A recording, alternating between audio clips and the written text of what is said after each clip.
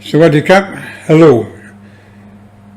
Today I'd like to introduce you to my Eclectus Parrot, Chaba.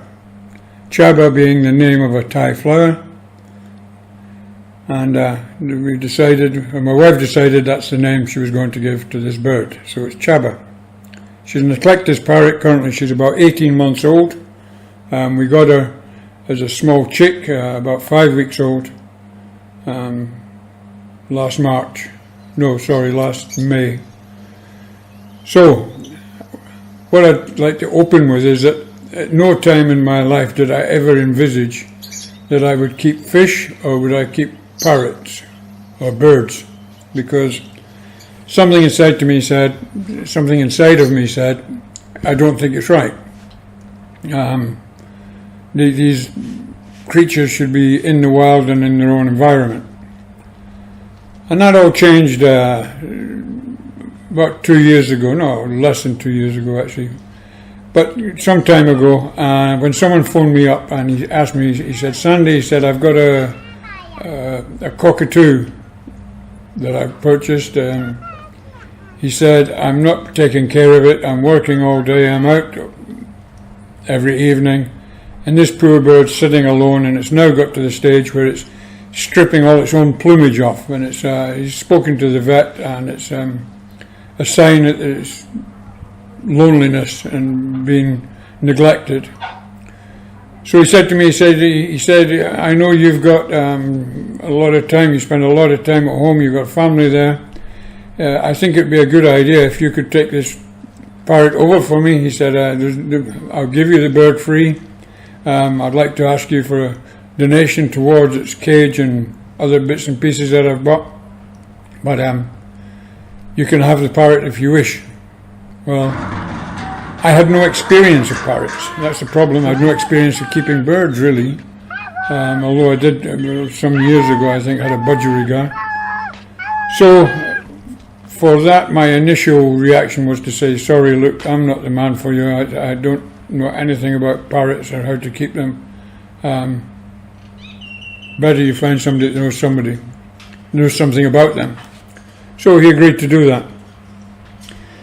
But then out of interest I sat and I went onto the internet and I looked at these cockatoos and I saw this problem that they can have when they're neglected, that they can self-destruct with pulling all the plumage out, etc., make real messes of themselves. And then I read about how you keep these things and how you keep them interested and how entertaining they can be and what such a good pet they can be. And the more I read, the more I became interested. So after about 4 days or so, I decided, okay, he's right, we can give this parrot of his a family home here and maybe change its life around and make it a bit happier. So I phoned him up and I said, okay. He said, if you still want to give me your bird, I'm happy to take it over. And then he said, no problem, he said, I've just given it to someone else who knows a bit about parrots and they're going to take care of it. Wow, that was good. Wonderful. Except I'd geared myself up to have a parrot and now there was no parrot.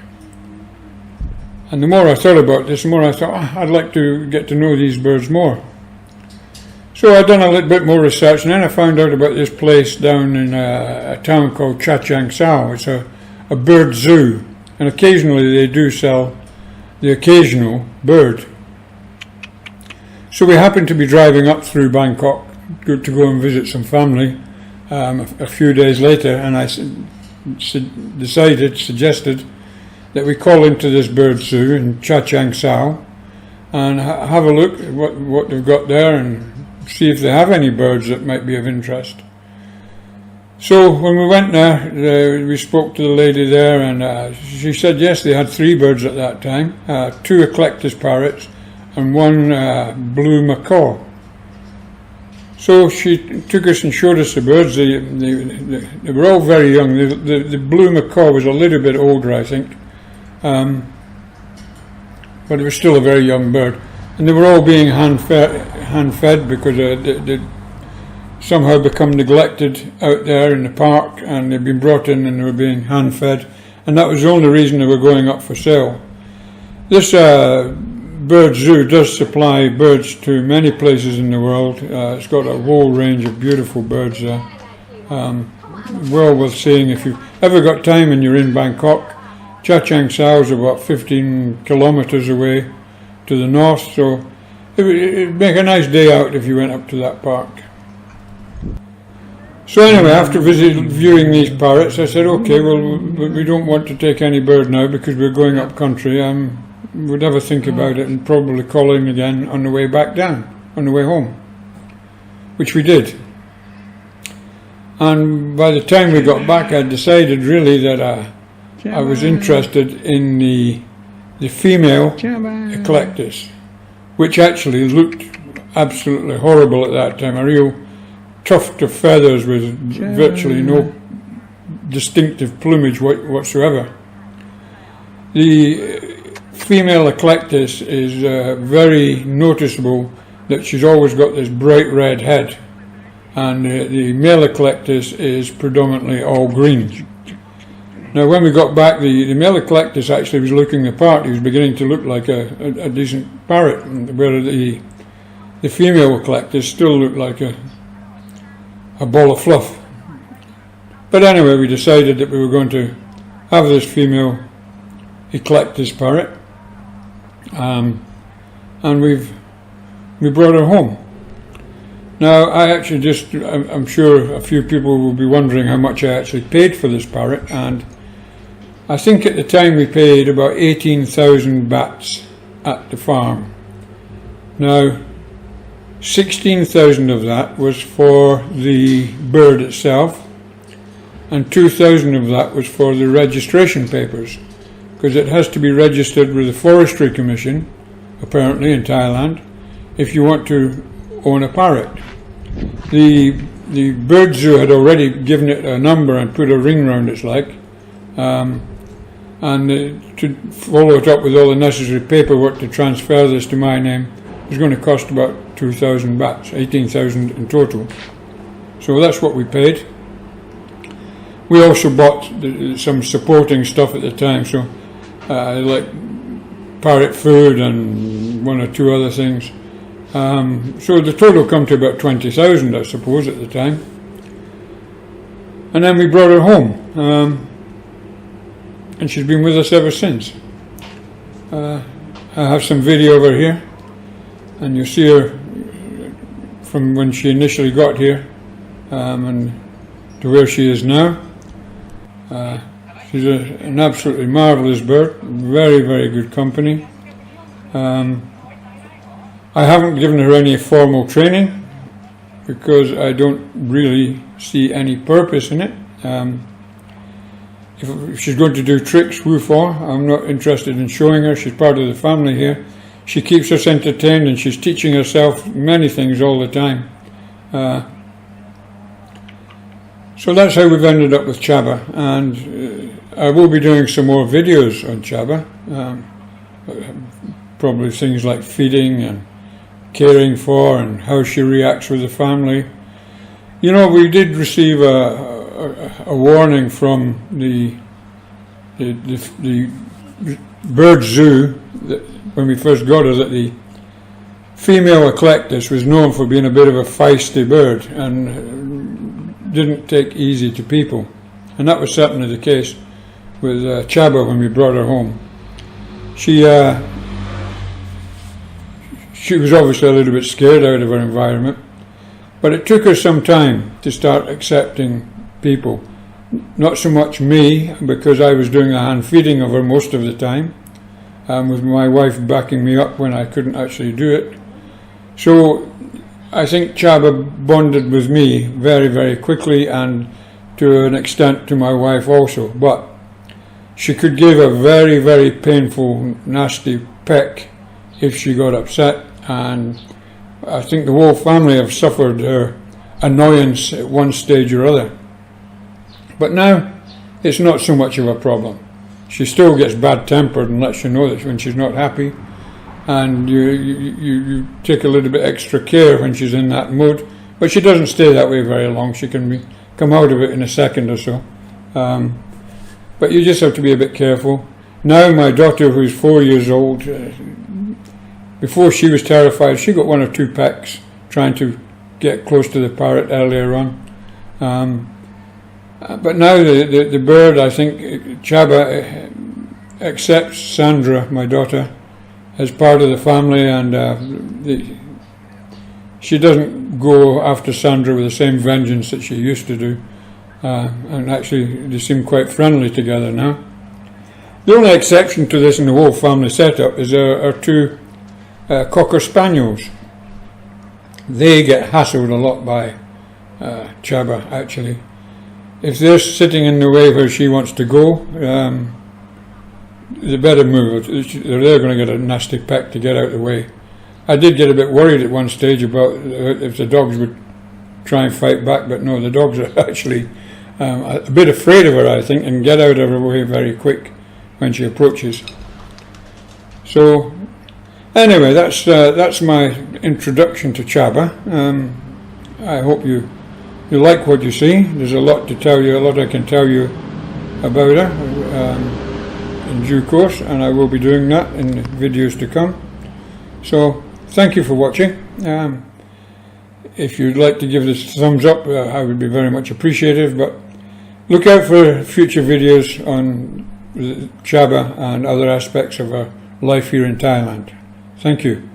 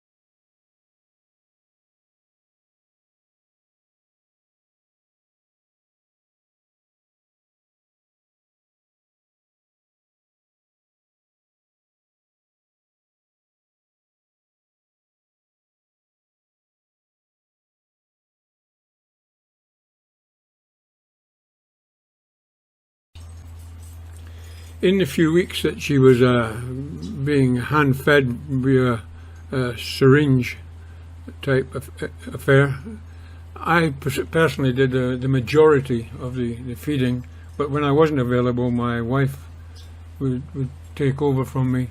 And consequently, I think the Chaba bonded with me very, very strongly initially, and also with my wife to a lesser degree.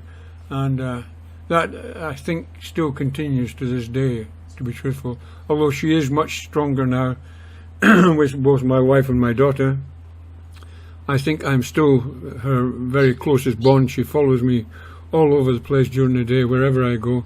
And if I go out, she's not happy.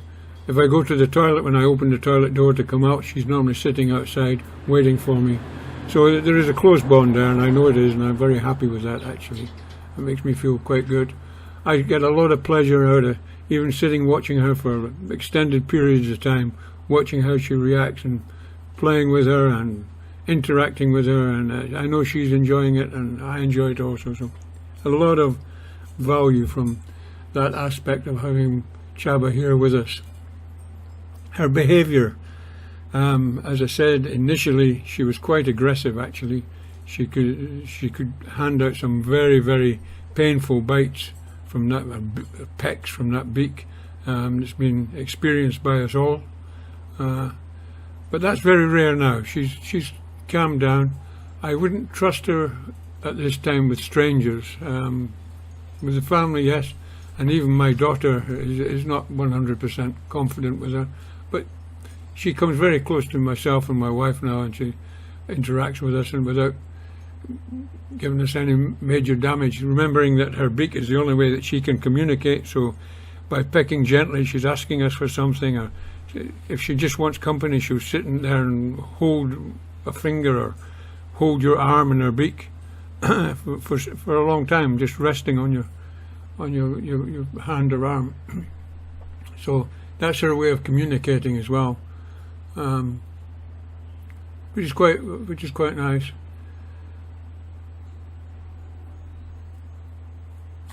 So now she's about 18 months old, and from all indicators is that she enjoys her life as part of our family. She's a very intelligent creature that picks up many things very quick. I've not done any formal training of her as yet, and although I have watched some of these training videos on YouTube, I've got about half a dozen of these clicker things in my drawer here that I had intended to use. But to be truthful with you, I don't really see the point. Who's she going to do tricks for? Me? Well, just seeing how she acts normally during the day and etc. is satisfaction for me. And her natural ability to pick up many things, her vocabulary now, that we've never spent time teaching her to speak, but she's got a very large vocabulary now. And not only does she say things that we speak during the normal course of the day, but she can actually imitate who she's trying to say is speaking these words. If she's imitating me, she uses my accent, believe it or not, which is a sort of Scottish type accent. And when I hear her talking like my wife speaks to her, then sometimes I think it's my wife talking, but it's not, it's a bird. And similarly with my daughter as well.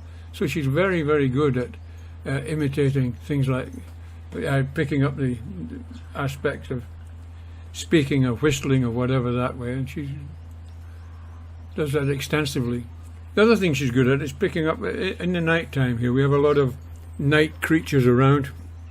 We have a house next door that's only here open in holiday times, and they have a swimming pool that's out of commission at the moment, although it's full of water, and that is also full of frogs and tadpoles, etc. We have quite a few lizards live round about that come out at night hunting, and they make particular sounds.